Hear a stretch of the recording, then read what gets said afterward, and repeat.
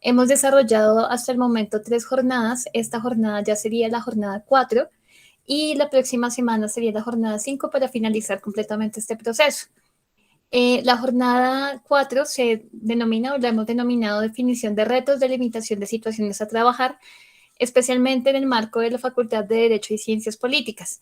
Las sesiones anteriores se enmarcaron en el desarrollo de algunos conceptos en torno a transformación digital y especialmente la sesión anterior, además de hablar de conceptos, se dieron algunas menciones muy rápidas en torno a metodologías ágiles que podrían ser útiles precisamente en contextos de transformación digital.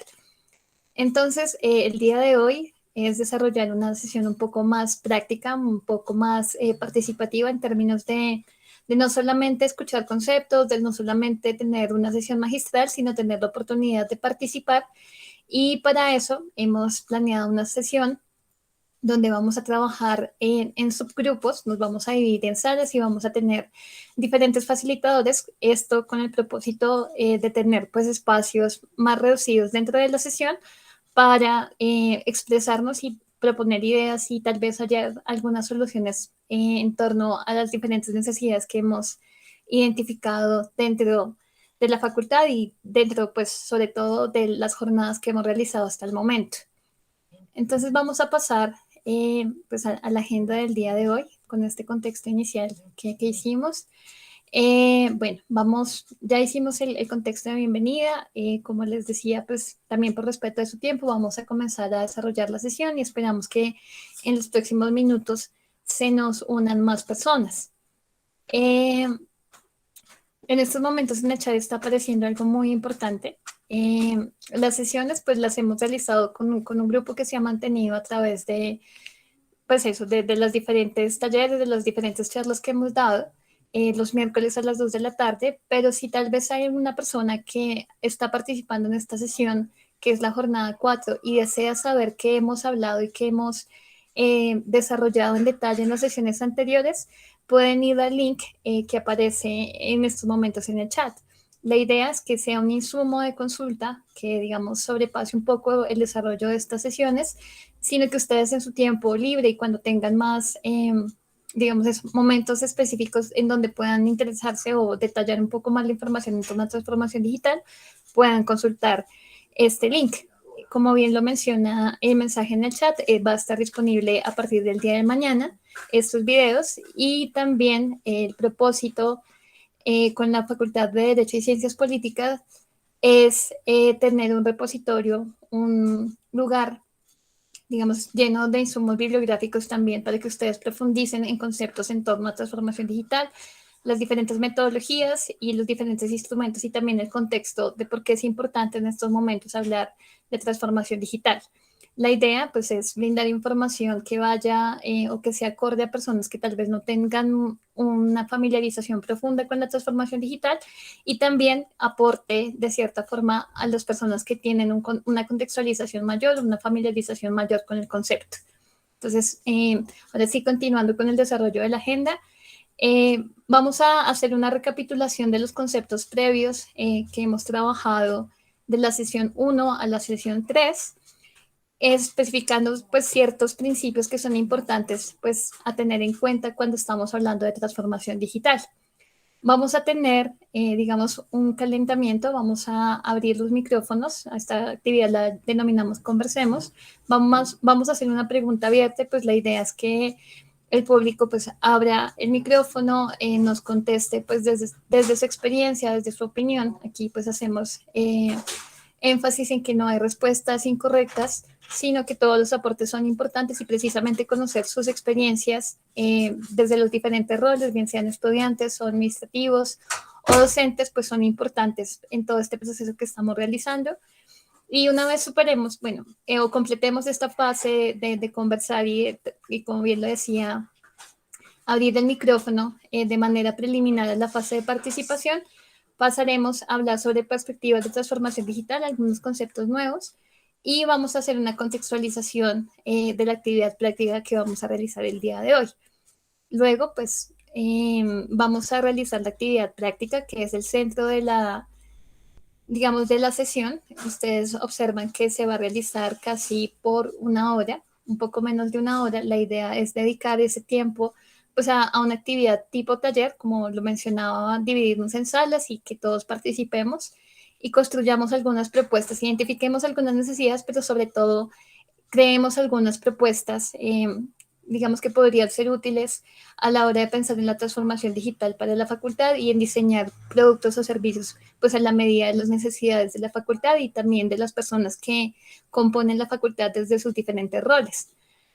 Luego de finalizar esta actividad práctica, vamos a volver a la sala general y vamos a socializar esos resultados de ese trabajo en grupo y pues vamos a tener algunos minutos para dar algún cierre de la sesión, una retroalimentación por la actividad realizada el día de hoy. Entonces vamos a pasar a la actividad de conceptos previos, a la sesión de, a la sesión de conceptos previos dentro de la jornada de hoy. Entonces, vamos a hablar de la recapitulación de conceptos, como ya lo había mencionado, desde la sesión 1 hasta la sesión 3.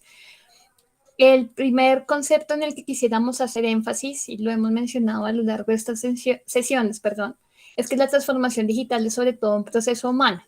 La transformación digital, digamos, suele asociarse a la materialidad o a la presencia de dispositivos y ese es un componente importante dentro de la transformación digital, pero no es el componente principal. Finalmente, lo que se está transformando son perspectivas, comportamientos, hábitos, formas en que las personas interactúan y el acceso a la información, todo esto desde un componente muy, muy humano. Entonces, en esencia, lo que estamos transformando cuando se hace una transformación digital es a las personas y la manera en que se relacionan con la tecnología y a través de la tecnología. También hablamos de dos posturas teóricas en torno a esta relación entre personas y tecnología. La primera, pues, es el determinismo tecnológico, que es aquella visión pues que nos habla de que la tecnología, digamos, dicta el destino de la humanidad y que estamos un poco subyugados a ellos.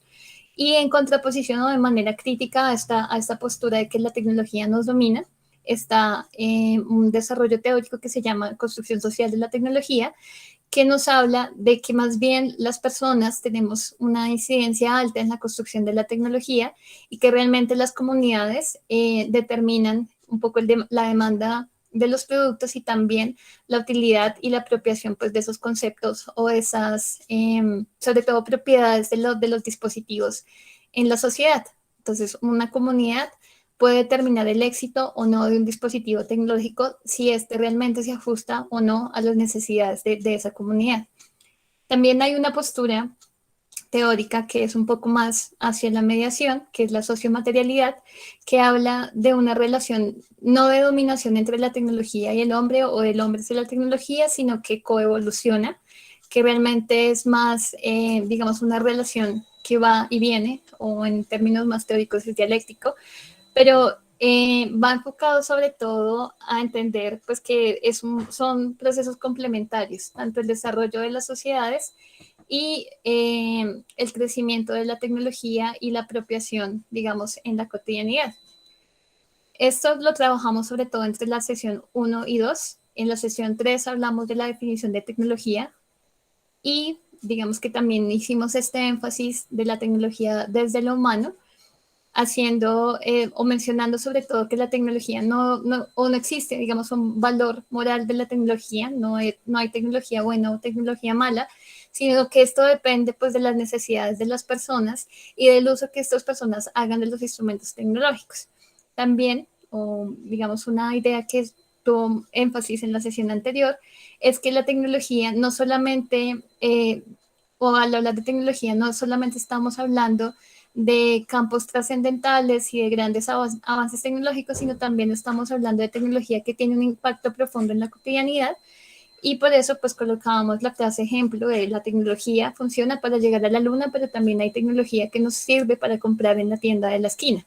Entonces tiene estas dos dimensiones, lo trascendente y lo, digamos, impactante como es el llegar a la luna, pero digamos tiene un efecto profundo en la cotidianidad, incluso en las necesidades más básicas que es ir y comprar en la tienda de la esquina, incluso para ahorrar ese trayecto de ir a la tienda.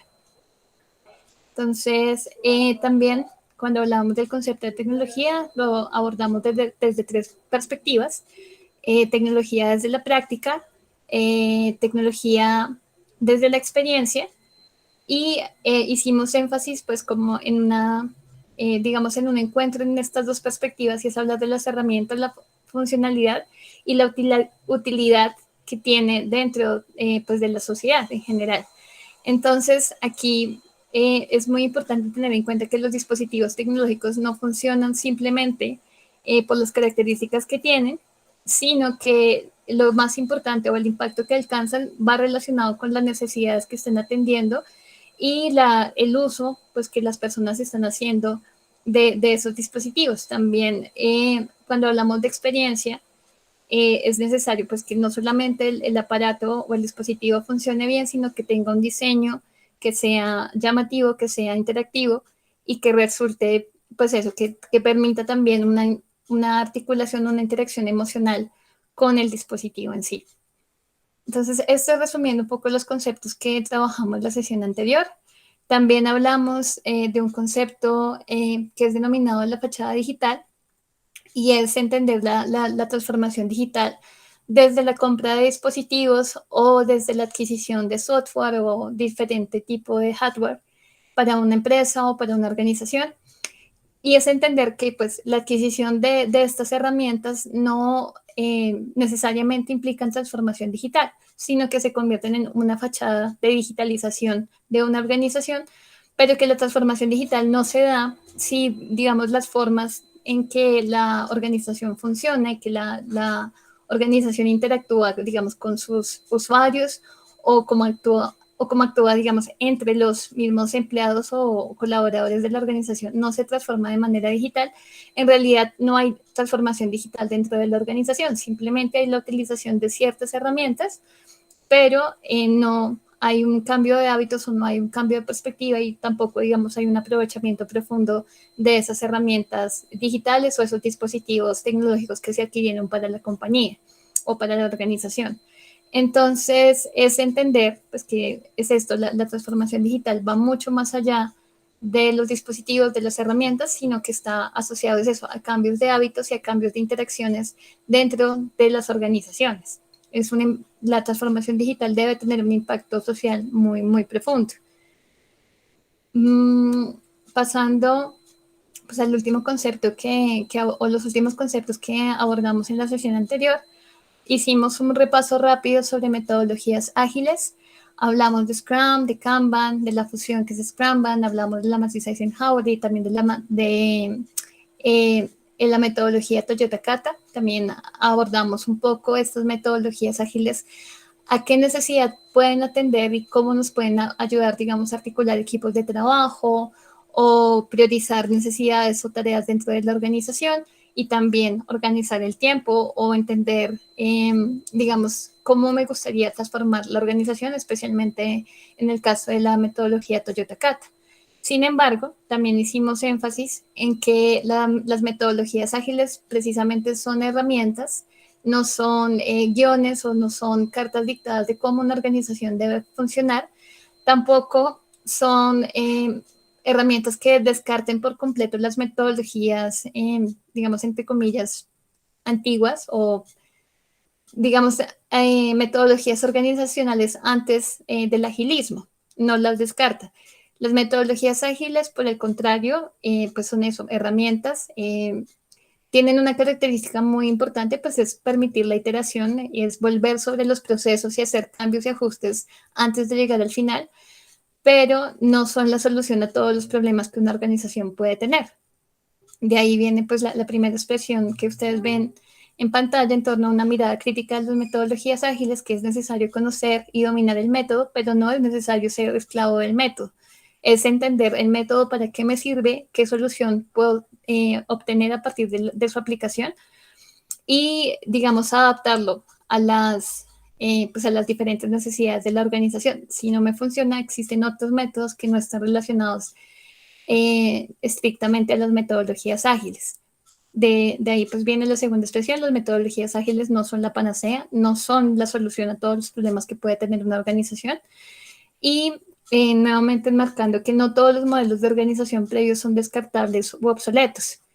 Y digamos que al pensar en una organización y al pensar en cómo se puede transformar incluso digitalmente, hay que pensar pues primero en la administración y la organización de la, pues digamos, sí, del tiempo y de la distribución de tareas de los colaboradores que hacen parte de la organización, pero sobre todo es importante que todas estas metodologías que se estén aplicando, sean ágiles o no sean ágiles, realmente estén hechas a la medida y a las necesidades pues, de las personas que están buscando transformar pues un entorno, en este caso el entorno de una organización. Pasando, digamos, o aquí más bien haciendo énfasis a algo que hemos estado realizando desde la primera sesión hasta la sesión 3 de la semana pasada, es el diagnóstico de la facultad. Nosotros hemos estado teniendo pues algunas preguntas abiertas en torno a digamos, los aprendizajes que hemos tenido en torno a transformación digital en los últimos meses.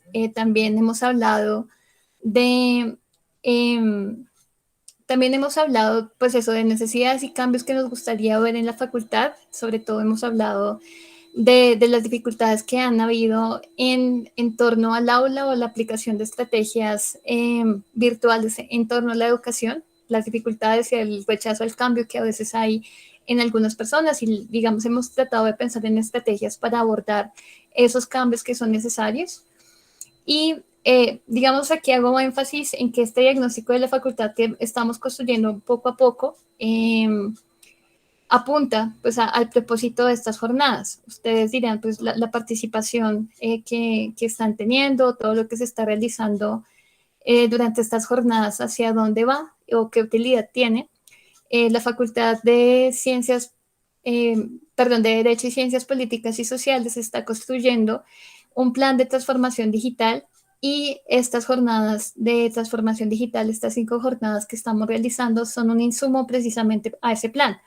Otro insumo es la encuesta de transformación digital, que es el antecedente a este proceso, pero digamos la participación en estas sesiones es muy, muy importante porque pues aporta o apoya la creación de ese insumo de diagnóstico de la facultad, precisamente para crear un plan de transformación digital que sí apunte a las necesidades de la facultad. Entonces, teniendo esto en mente y digamos, es algo que estamos construyendo y en esta sesión lo vamos a seguir haciendo a partir de la actividad práctica y vamos a finalizarlo en la próxima sesión, nuevamente con una actividad práctica que hemos diseñado para el cierre de estas jornadas. Es eso, construir este diagnóstico de la facultad y es entender pues que estos aportes que estamos realizando el día de hoy y a lo largo de estas jornadas pues apuntan a eso, son un insumo, son un apoyo a lo que está haciendo la Facultad de Derecho y Ciencias Políticas, precisamente pensando en la transformación digital. Aprovecho esta, pues bueno, que vamos a cambiar de tema para recordarles, en estos momentos aparece en el chat la lista de asistencia y satisfacción. Es muy importante también para nosotros, primero, pues validar la asistencia de ustedes a la sesión y también conocer sus opiniones, sus recomendaciones de cómo podemos mejorar en las futuras sesiones. Y para eso, pues en estos momentos ustedes ya observan el enlace del formulario de asistencia y satisfacción. Va a estar, lo enviamos en el momento, perdón, en el inicio de la sesión, vamos a enviarlo a mediados de la sesión y también al finalizar, para que tengan el enlace a la mano y pues eso, nos apoyen con sus opiniones y con sus recomendaciones en torno a esta sesión y cómo podemos mejorar en el futuro. Listo, entonces vamos a conversar con esta pregunta que ustedes ven en pantalla. Y es cómo imagino el ejercicio de mi profesión en 10 años, pensando, bueno, muy desde la experiencia, desde la opinión, también pensando en cómo nos estamos articulando con las herramientas tecnológicas y qué públicos pues estaremos alcanzando, qué ejercicio tal vez estaremos realizando, pues eso desde la profesión y cómo lo estaremos haciendo. Entonces aquí pues cierro mi micrófono y les doy la palabra a ustedes.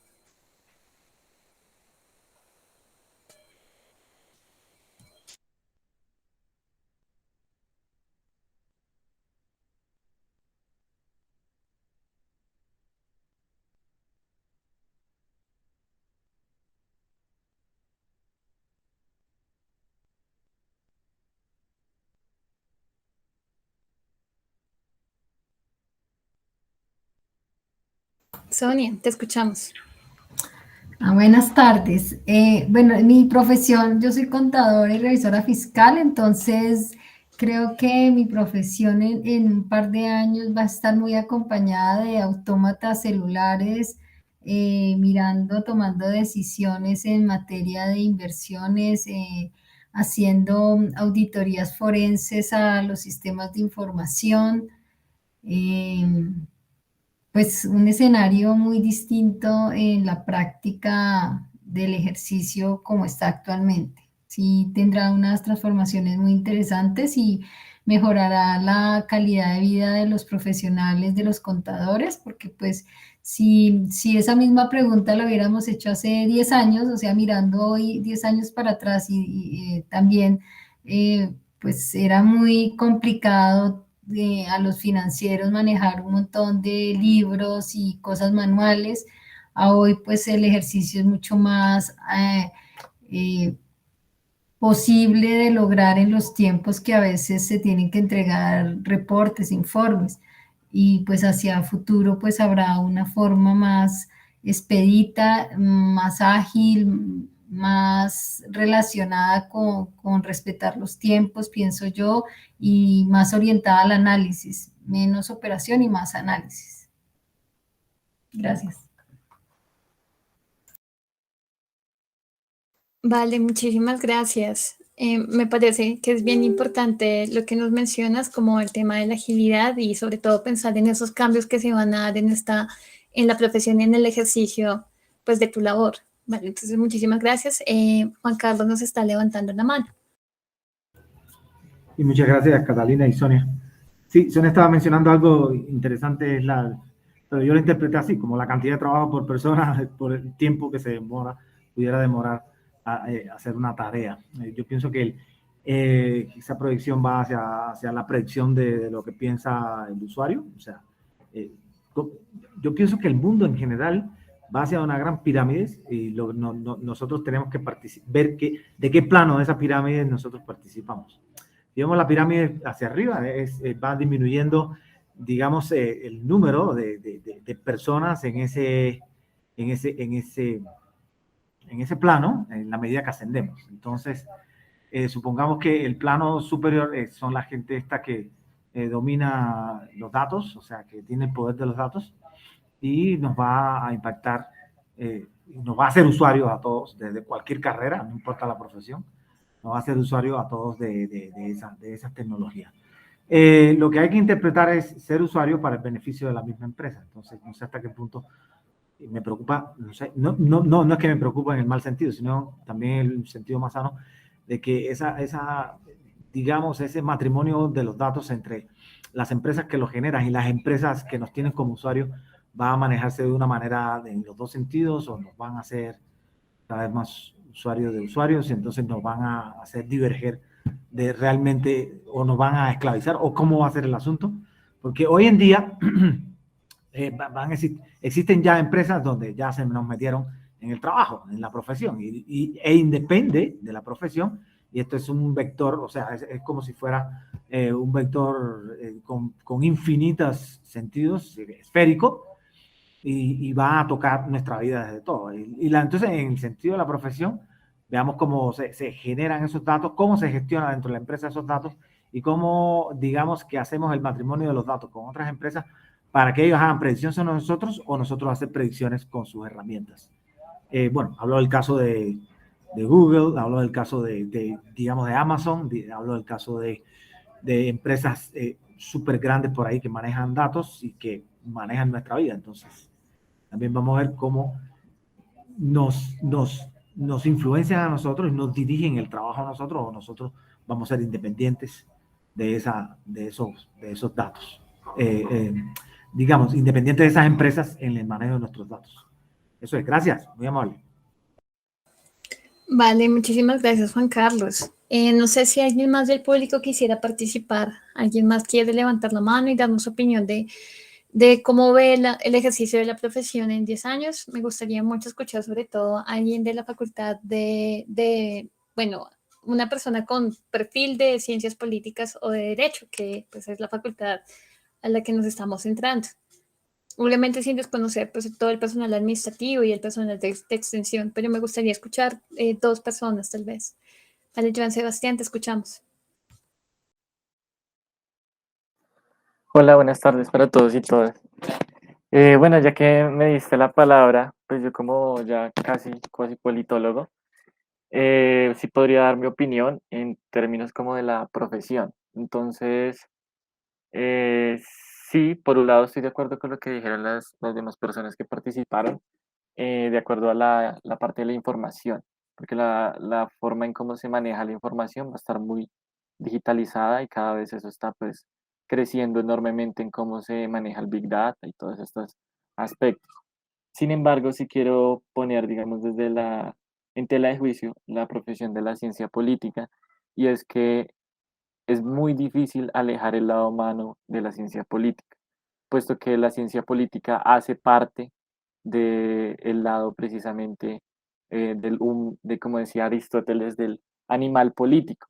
Eso implica que sí existe pues unos retos en la forma de tecnificar la ciencia política, pero al mismo tiempo siento que es muy difícil hacer ese traspaso como imaginarse, ejemplo, unas formas de ejercer la ciencia política desde estrictamente lo tecnológico, lo digital, eh, lo técnico, puesto que estaríamos apartando la esencialidad de la ciencia política, que es el contacto humano, en cómo ese humano dialoga, conversa, puedes tener diferencias, trabaja con comunidades, etcétera. Entonces, creería que tal vez la tecnología, digamos, en este caso, a largo plazo, 10 años, pueda ayudarnos ese manejo de información y de concentración, digamos, de grandes cantidades precisamente de información, pero no como tal digamos, de llegar a decir, oiga, es que la tecnología va a poder reemplazar la ciencia política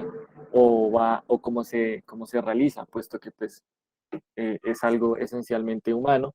Y también habría unos problemas hasta en términos éticos y en términos de cómo se maneja, ejemplo, un gobierno, puesto que a la actualidad, con estas cosas de los diferentes paradigmas de la ciencia, especialmente los más críticos, pues obviamente critican esta perspectiva muy técnica y de la tecnocracia, que pues simplemente se basa en el uso y manejo de datos, pero no se basa en ciertos principios y éticos que vienen construyendo, ejemplo, las democracias.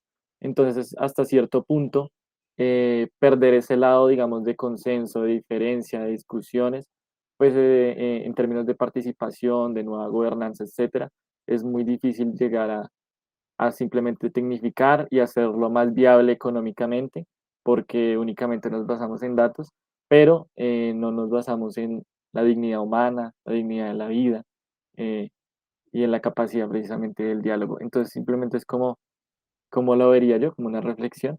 Entonces sí, la tecnología nos sirve, pero no se puede apartar, digamos, hasta los mismos errores humanos, porque eso hace parte también del escenario político. Entonces, esa sería mi participación. Gracias.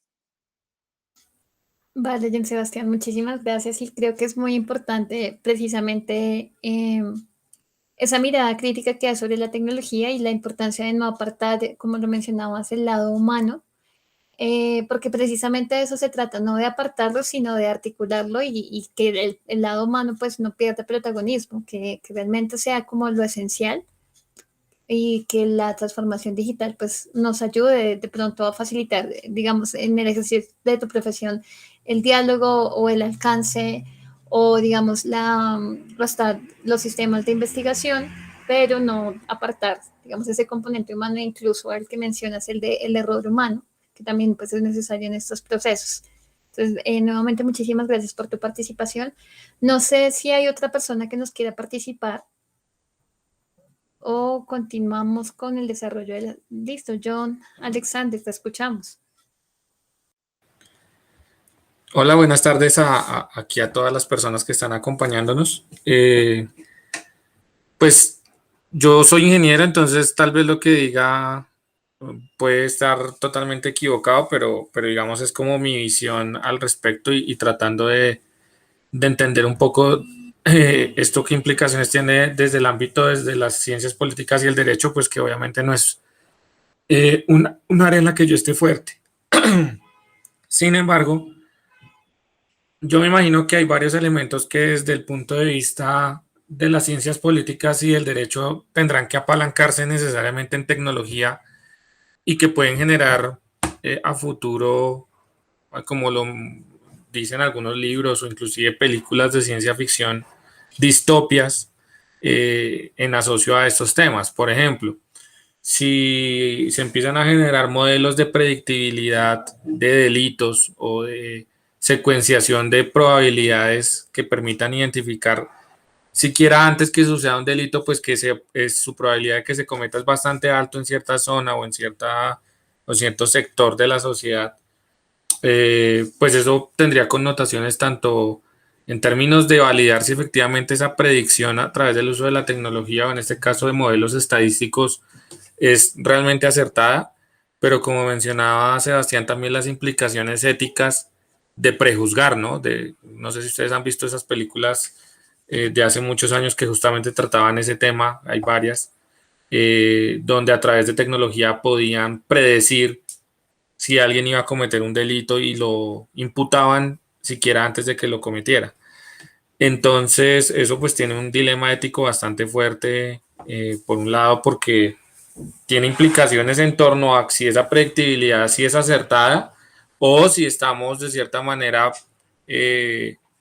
con nuestras acciones moviendo el tema que suceda lo que se predijo allí. También existen connotaciones en el ámbito del derecho y es que muchas de las innovaciones tecnológicas están llegando muchísimo más rápido de lo que la regulación o las leyes pueden actuar. Entonces, casos como el de Uber, que se asienta casi que a nivel mundial y ni siquiera existían preceptos o se tenía claro cómo regularlo. Pero también otro tipo de casos como en este caso, por poner otro ejemplo, la exploración aeroespacial que se está haciendo hoy día, vehículos no tripulados.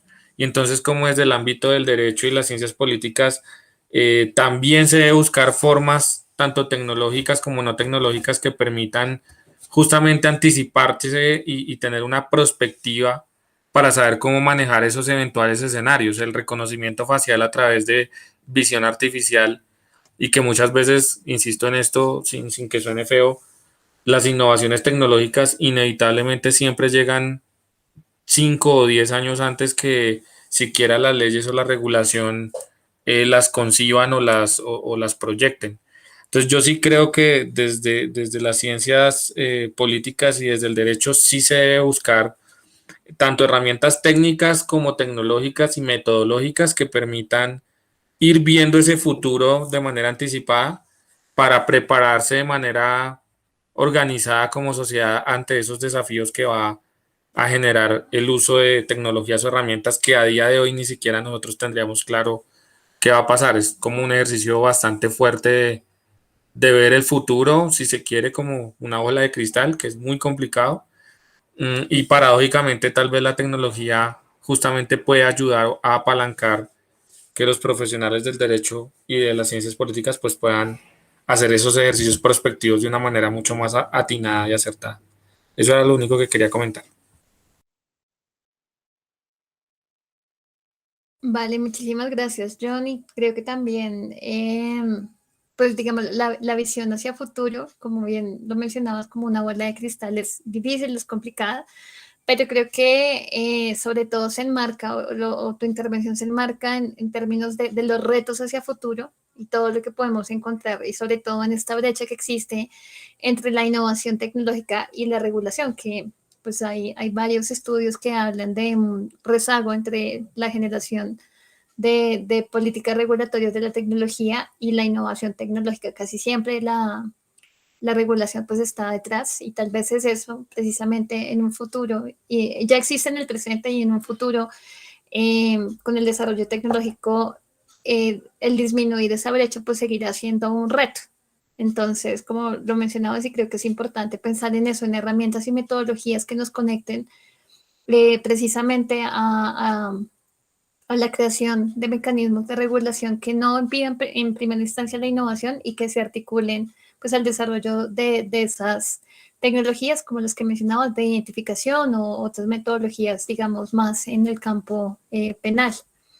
Entonces, creo que eso es muy importante pensar en el ejercicio de la profesión, cómo va a cambiar, y creo que la visión de John en torno a los retos que tiene el ejercicio de ciencias políticas o de derecho es bien importante, y como lo menciono, no solamente es hacia el futuro, sino es un reto que ya existe incluso en la actualidad. Entonces, nuevamente agradezco muchísimo la participación de todos. Vamos a continuar con el desarrollo de la sesión y pues teniendo como esto en mente, digamos, el ejercicio de la profesión, los retos, yo espero que esto no se quede como una pregunta aislada, sino que precisamente tengamos el espacio, sigamos un poco pensando en ella, maquinándola, sobre todo para el ejercicio práctico que vamos a realizar el día de hoy. Entonces vamos a pasar, pues bueno, a los objetivos de la sesión, es identificar retos, que creo que en las intervenciones anteriores ya identificamos algunos, el que nos mencionaba John, o el que nos mencionaba Joan, de no desarticularnos de lo humano, no dejar eso a un lado y no confiar solamente en los dispositivos tecnológicos, y posibles soluciones en el proceso de transformación digital dentro de la facultad. Aquí, cuando hablamos de posibles soluciones, también hablamos de las potencialidades, que creo que la intervención de Juan Carlos y Sonia se marcaban en eso, en lo potencial, en las cosas que van a cambiar a futuro en términos de agilidad y de acceso a la información. Y el segundo objetivo es ofrecer herramientas y metodologías en un ejercicio práctico para la formulación de propuestas. Entonces, el propósito mayor del ejercicio de la sesión del día de hoy es crear una propuesta a partir de una necesidad. Y vamos a mencionar o vamos a manejar una de las metodologías que exploramos de manera superficial en la sesión anterior. La idea de hoy es hacer un micro ejercicio, porque igual estas metodologías requieren, digamos, un tiempo, demandan tiempo en aplicarse. Son metodologías ágiles, pero igualmente no se sacan en 2 horas, se sacan más o menos en días y con un equipo de trabajo amplio. Entonces hoy vamos a hacer un micro ejercicio de una metodología ágil y pues en un momento les desarrollaré cuál metodología es la que vamos a utilizar el día de hoy. Entonces, para hablar pues eso de un pequeño contexto, ustedes notaron que en la sesión anterior pues hablamos de varias metodologías ágiles, entre ellas Scrum, que es un marco más allá de ser una metodología ágil, es un marco de trabajo que nos permite pensar en trabajos en equipo. Casi todas las metodologías que se mencionaron en la sesión anterior, Scrum o Kanban o Scrumban o Design Thinking o Toyota Kata, están pensadas sobre todo o surgieron en un contexto empresarial. Si pensamos en Scrum, sobre todo el contexto original, son los equipos de desarrollo de software. Si pensamos en Design Thinking, por ejemplo, su origen sobre todo está en los equipos de diseño y tiene una aplicabilidad o una aplicación bien amplia en los campos de publicidad y bueno, y diseño de productos, pero digamos que estas metodologías han superado un poco sus contextos iniciales y han salido y han hecho aportes no solamente en el contexto empresarial, sino también en contextos organizacionales que no están, digamos, enfocados tanto en la producción de un capital o en el punto de vista empresarial. Entonces, estas metodologías se han traído a estas sesiones un poco para aprovechar ciertas características que nos podrían ser útiles dentro de los equipos de trabajo o dentro de la organización, o entendiendo la Facultad de Derecho y Ciencias Políticas y Sociales como una organización que podría, pues, aprovechar los elementos esenciales de estas metodologías ágiles, como les digo, pues superando un poco los contextos iniciales y aplicando algunas características importantes pues para el proceso de transformación digital dentro pues de la Facultad de Ciencias Políticas y Derecho. Entonces lo que vamos a hacer el día de hoy es trabajar con la metodología de Design Thinking. La exploramos rápidamente en la sesión anterior.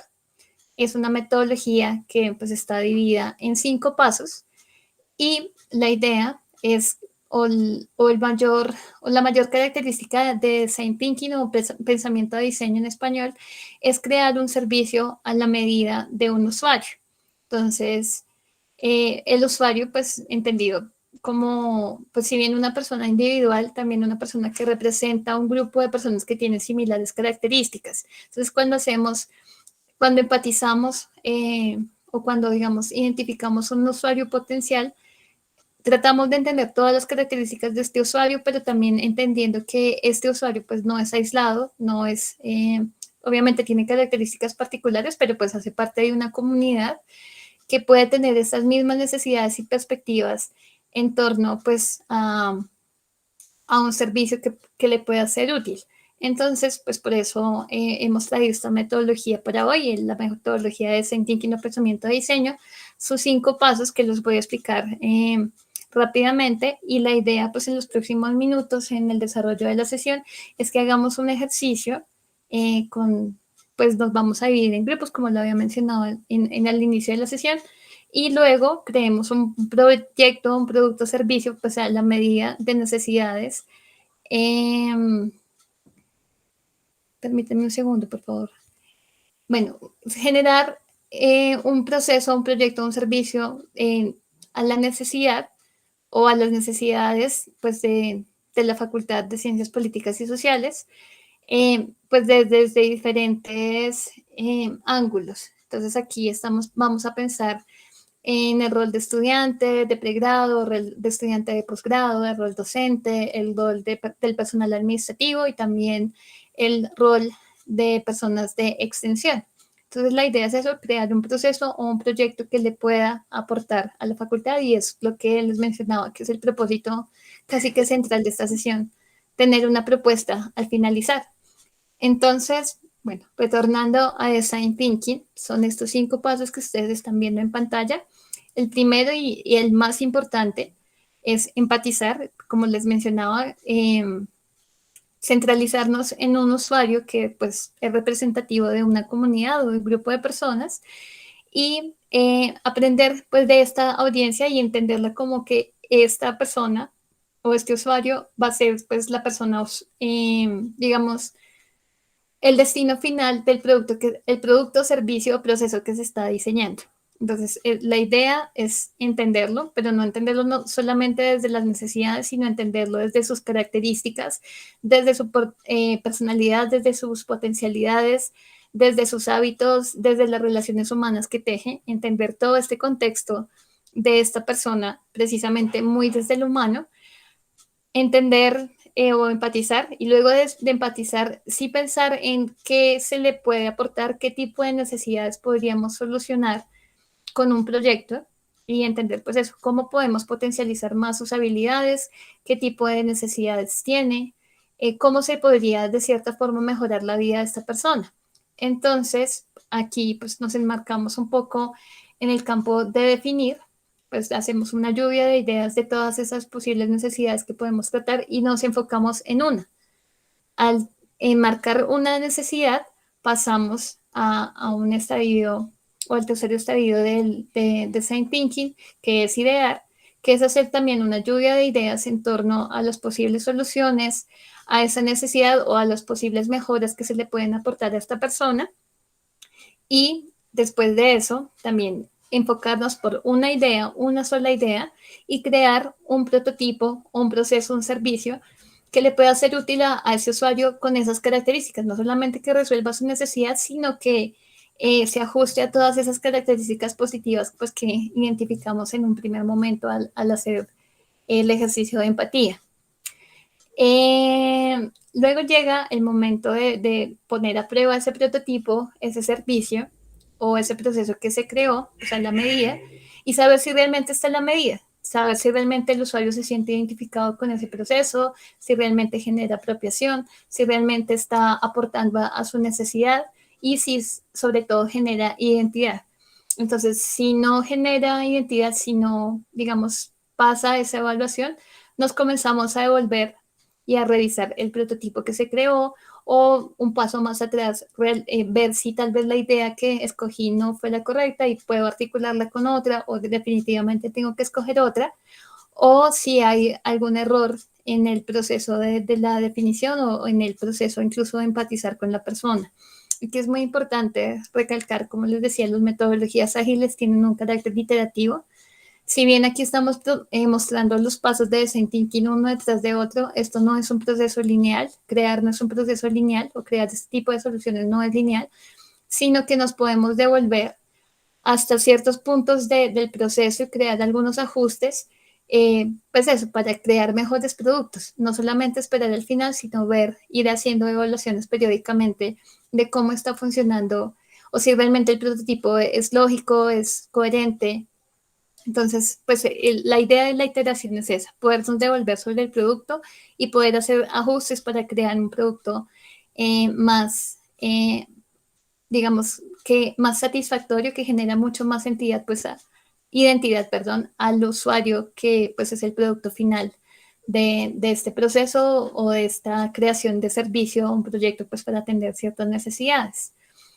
Creo que también es muy importante pues indagar en esto de la iteración, pues bueno, que podemos volver sobre los pasos, pero que también, pues eso, podemos crear ajustes y no es, digamos, un proceso de descarte continuo, sino que se está aprovechando, o sea, hay un constante aprendizaje, incluso de los errores. Hay aprendizajes y precisamente de esos errores, pues se crean los ajustes. Entonces, teniendo esto en cuenta, estos 5 pasos que ustedes están viendo en pantalla, vamos a realizar el ejercicio de Design Thinking muy en la medida o tratando de ser a la medida de las necesidades que pueden tener las diferentes personas que componen la facultad, como ya lo mencionaba, desde el rol de estudiantes o desde el rol de docentes o desde el rol de personal administrativo o de extensión. Entonces, para esto, pues vamos a hacer una división por salas y las personas que van a facilitar pues estas actividades pues van a ser pues 2 personas que hacen parte del equipo, Paula Romero y Andrea González. Y al final, faltando más o menos 20 para faltando un cuarto para las 4, vamos a volver a esta sala y vamos pues a regresar a socializar precisamente los resultados de este proceso.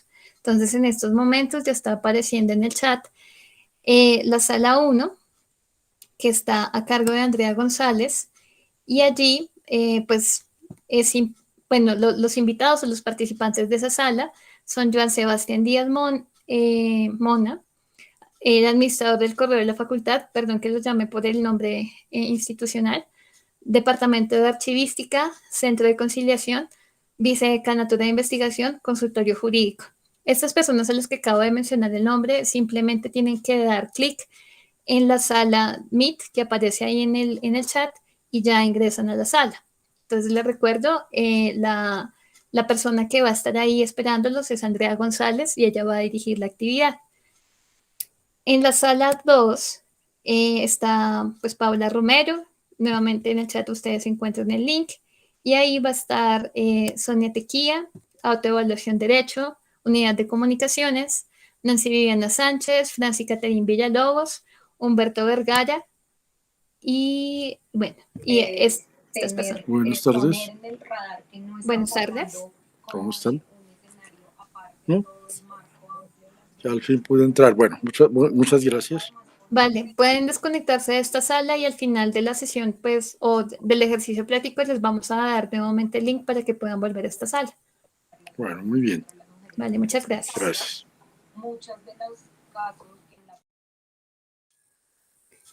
Bueno, creo que las personas del otro equipo ya están ingresando. Listo. Entonces, bueno, no sé si arrancamos con el equipo con el que estaba yo. Creo que voy a compartir la pantalla del Jamboard y no sé, Joan, que es nuestro vocero, pues va a exponer la idea a la que llegamos en estos minutos. Vale, ¿se necesita exponer todo el proceso o...? Lo que consideres más esencial. Yo diría que lo más esencial es hablar sobre el prototipo que se creó y de pronto ir de ahí para atrás el por qué llegamos a ese prototipo, pero pues lo central creo que es eso, el prototipo. Aquí está. Vale, no sé, ¿comienzo de una vez? Sí, dale. Bueno, en nuestro grupo decidimos aplicar, digamos, un prototipo a las necesidades de una estudiante, bueno, de un estudiante. Bueno, claro, con sus particularidades, que está como que era especialización, etcétera, que era de región, bueno, y otras características. Sin embargo, lo que nosotros nos concentramos fue la necesidad de la parte de proceso administrativo, si no estoy mal, no sé cuál era el, el tip tal cual, espacios de digitalización de procesos administrativos, así se llamaba el problema. Entonces, nos basamos en esa necesidad. Entre pues en el diálogo que tuvimos como grupo, también comentaba un poco ligado hacia mi experiencia como estudiante y las dificultades que he tenido, digamos, de forma que los procesos administrativos de la facultad, y con eso pues se llegó a esta conclusión. Entonces, la idea o lo que nosotros hicimos de prototipo es crear una especie de aplicación, plataforma, bueno, etcétera, porque no sabría qué términos, eh, donde se donde se permita al estudiante, digamos, conocer o saber sobre los procesos o trámites administrativos que necesita. En este caso, desde las vinculaciones, los diferentes tipos de vinculaciones de figura de estudiante auxiliar, sea investigativa, sea de monitorías, becarios, etcétera, porque pues hay diferentes figuras, hasta la parte, digamos, de trámites como de constancias, no sé, permisos, ahí como está pues también en, en la parte de la presentación. Entonces, pues la idea es que uno sepa en qué está su proceso, algo así muy parecido me recuerda, bueno, lo que dijo Catalina en su momento como Mercado Libre, a mí me recuerda a Rappi, que ahí te dice cómo tu restaurante está cocinando esto, lo está llevando el Rappi Tender, etcétera. Como que uno saber, ok, en qué, en cuándo fue el inicio, digamos, del proceso, de pronto la dependencia, como bueno, es que están haciendo este trámite, y más o menos, si es posible, como lo esperado de ese trámite. ¿Sí? Puede que no un tiempo específico, pero sí aunque sea la información de cuánto se demora en días, al menos de información general. Así con eso uno tiene una tranquilidad de, bueno, tiene tantos días hábiles, porque uno a veces como estudiante no sabe de eso, entonces al menos que uno tenga esa tranquilidad de información. Y ya como pues más o menos cerrando, sí puse un link que era de gestión TIC, que es como creo que podríamos basarnos en lo que hace la OTIC a nivel de sede, la universidad, y es que maneja una plataforma en donde tú puedes hacerle track a los casos que tienes directamente con la de tecnologías y de información de la universidad. Y esa plataforma tú entras con tu usuario de correo y ahí te aparece obviamente tu nombre y todos los datos enlazados a la universidad, y con eso tú ya simplemente le haces track a tus casos, y si acaso si tienes quejas o reclamos, porque también hay un espacio que haga reclamos en ese proceso, en esa plataforma. Entonces creo que pues ya sería más que todo eso, como más de información, de mostrar que cómo está el estado del proceso administrativo al estudiante. Gracias. Vale, muchísimas gracias a ti, John. Entonces vamos a escuchar la presentación del otro grupo y damos unos minuticos para comentar. Ok. Bueno, voy a tratar de resumir lo que hicimos. La necesidad estaba en los espacios para digitalización de procesos administrativos. Bueno, ahí hicimos el ejercicio de empatizar.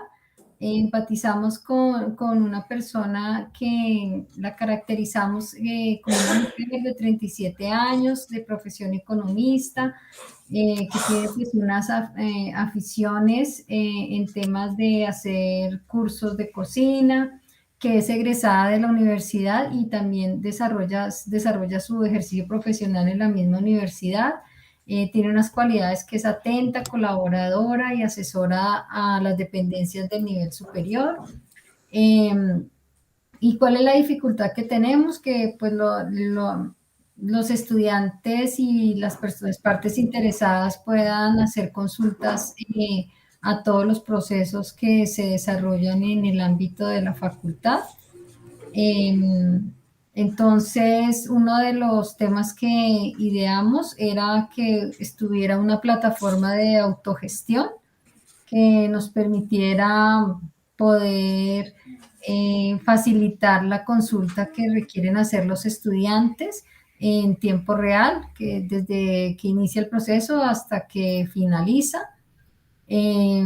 Entonces, ¿por qué es importante desarrollar atender esa necesidad? Porque mejora los tiempos, la gestión, la trazabilidad y evita reprocesos.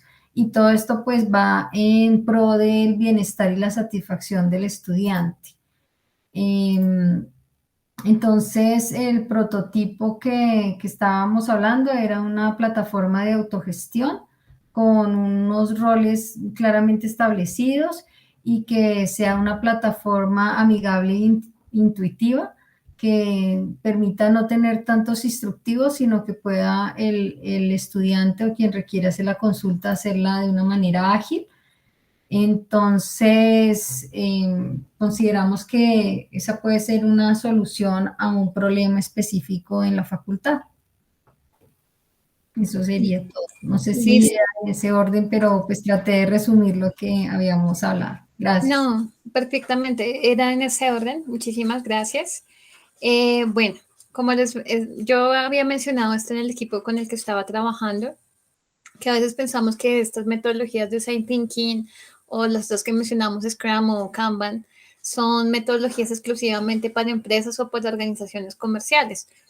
Pero, digamos, hoy hicimos un micro ejercicio de design thinking y pudimos proponer, digamos, desde herramientas tecnológicas, soluciones a necesidades pues, de las diferentes personas que componen a la facultad. Entonces, tanto la plataforma intuitiva y amigable que generamos aquí como una propuesta preliminar, que es un sistema de alertas para la gestión, pues me parece muy importante y esa es una solución concreta o una necesidad concreta, pues sobre todo desde el área administrativa.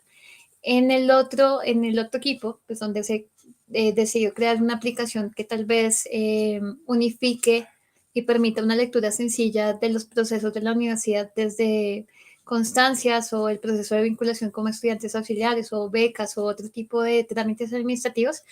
Me parece eso, soluciones muy concretas que salieron de este micro ejercicio que seguramente si tuviéramos más tiempo podrían salir mucho más desarrolladas y eso corresponden o son útiles, digamos, en un contexto no solamente de organizaciones comerciales, sino en un contexto de organización, entendiendo la facultad como una organización. Entonces, este contexto o este ejercicio de lluvia de ideas precisamente nos permite eso. Entonces, la idea es, pues bueno, a futuro seguir trabajando este tipo de metodologías.